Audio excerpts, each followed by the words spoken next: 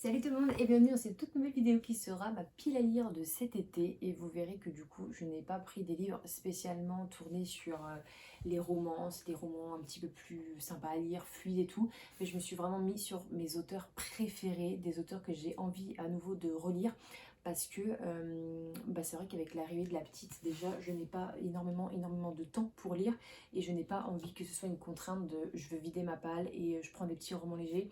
J'ai envie en fait de kiffer quand même mes lectures et c'est vrai que depuis le début de l'année j'ai très peu de coups de cœur, voire pas du tout, et j'ai envie d'y remédier et je me suis dit pourquoi pas tout simplement faire une pile à lire avec les auteurs que j'ai appréciés ou j'ai eu des coups de cœur. Donc c'est parti, je vais vous montrer ça tout de suite.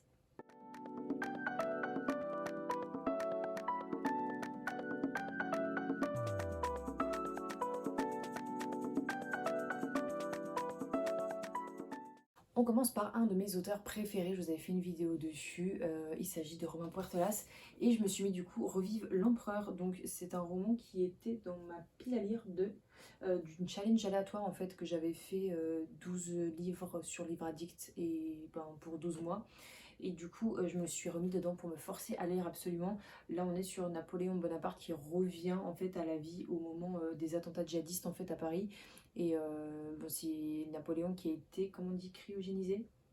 Voilà, il était cryogénisé et là du coup il vient d'être décryogénisé. Voilà, donc en gros on suit là-dessus. Donc c'est un roman qui est drôle, on part sur Romain Portolas, donc c'est assez comique et il y a quand même pas mal de petites choses derrière, donc c'est plutôt sympa. Et donc c'est le premier roman que je me suis mis dans cette pile à lire pour cet été. Ensuite, je me suis quand même mis une romance forcément et je me suis mis du C.S. Quill et j'ai mis 49 jours, je compterai pour toi. Je sais plus exactement de quoi on parle dans cette romance. Je crois que c'est une fille qui ne veut absolument pas dépasser les 49 jours, je crois, de relation. Et, et voilà, je crois que c'est ça à peu près. Je suis pas sûre, mais en gros c'est ça. Et c'est du C.S. Quill et j'avais tellement adoré Campus Drivers que je me suis dit pourquoi pas tenter avec un autre roman et c'est le seul que j'ai dans ma pile à lire. Donc c'est parti pour celui-ci. Un auteur du coup que j'ai envie de redécouvrir à nouveau parce que ça fait super longtemps que j'ai pas lu un roman de lui, et ben c'est Guillaume Musso et je n'ai jamais lu Central Park, donc j'espère pouvoir le lire cet été ou du moins cette année. Même si c'est pas celui-ci, ce sera sûrement un autre parce que c'est pas ça qui manque, mais voilà, je n'ai pas envie de savoir de quoi on parle parce que c'est Guillaume Musso et qu'on entend tellement parler de ses romans que j'ai pas envie de savoir le résumé quoi. Un autre auteur du coup, Bernard Faber, j'ai envie de découvrir Demain les chats, c'est un début de saga cette fois. Et j'ai pas la suite pour le coup, je sais que j'avais des one-shots de lui, mais je me suis dit pourquoi pas tenter sur un début de saga, et si ça me plaît je pourrais continuer. J'avais lu 2 livres de lui que j'avais plutôt bien appréciés, et si on est dans la même continuité et dans la même écriture, dans le même esprit que les deux autres, et bien je me dis pourquoi pas, et ça permettra de le lire à une vitesse folle parce qu'il fait moins de 400 pages en plus, donc c'est parfait. On part sur un thriller cette fois et je me suis mis du Lisa Gardner, donc Jusqu'à ce que la mort nous sépare. C'est un roman que je crois que c'est l'un de ces derniers romans que j'ai acheté en fait, j'en ai pas acheté d'autres depuis. Je crois que là on est sur un homme qui frappe sa femme. L'homme du coup est emprisonné, sauf qu'il sort de prison et il va tout faire pour traquer son ex-femme pour pouvoir se venger. Et ça a l'air vraiment super dur à lire et super top à la fois. Donc je me suis mis également. Le dernier livre de poche que je me suis mis, je me suis calé un autre thriller, Franck Tillier, La forêt des ombres.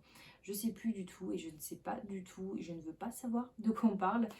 Je fais confiance à Franck Tillier, c'est un auteur que j'apprécie énormément. J'avais également fait une vidéo sur lui et j'ai envie de découvrir ses autres œuvres parce que c'est vrai que j'en ai lu très peu, mine de rien. Donc je me dis pourquoi pas tenter une nouvelle approche avec ce roman. Et du coup, donc ça c'était les livres de poche et je me suis mis 3 grands formats. Donc le premier que j'ai mis c'est Victor Dixon, du coup Cogito. On parle d'intelligence artificielle dessus.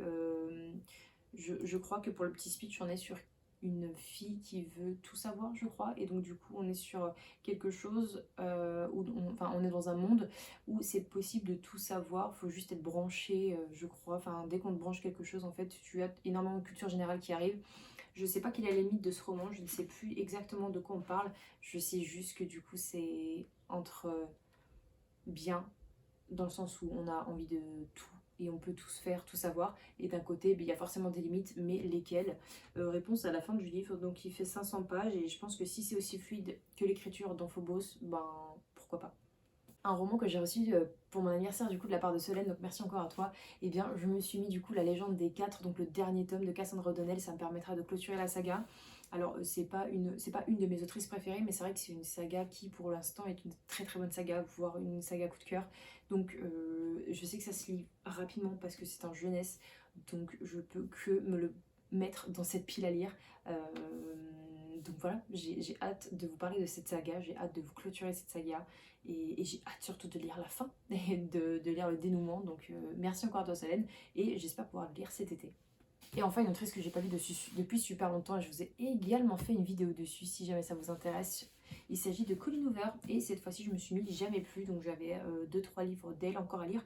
Mais voilà, alors je dis peut-être une connerie, mais je crois qu'ici on parle de violence conjugale. Je n'ai pas envie et je n'ai pas relu le résumé. En fait, j'ai pris vraiment le premier Colleen Hoover qui venait, qui était depuis longtemps dans ma palle, et je l'avais payé en plus 4 € Easy Cash, pour info. Mais voilà, c'est un roman qui me tente énormément et j'espère pouvoir également le lire cet été. C'est une romance un petit peu trop déchirante peut-être, mais je sais que ça fait énormément parler. Enfin, Colleen Hoover a énormément eu de retours par rapport à ce roman, donc j'espère pouvoir vous en faire un retour également cet été. Voilà du coup pour mes romans, j'espère du coup que cette petite pile à lire vous aura plu. N'hésitez pas à me dire si vous êtes plutôt pile à lire plus romance, des livres un peu plus frais, des livres courts pour cet été sur la plage, ou si tout comme moi vous aimez bien aussi vous faire des romans que vous êtes à peu près sûr d'aimer par rapport aux auteurs. Là c'est vrai que par rapport à ma situation à l'heure actuelle de très très jeune maman de moins de 15 jours, c'est vrai que j'ai envie absolument de lire des romans qui me tentent et voilà. Donc c'est tout pour cette vidéo, j'espère qu'elle vous aura plu et n'hésitez pas à me dire quels sont les livres que vous avez décidé de lire cet été. Je vous fais de gros bisous, on se retrouve la semaine prochaine pour une nouvelle vidéo. Ciao!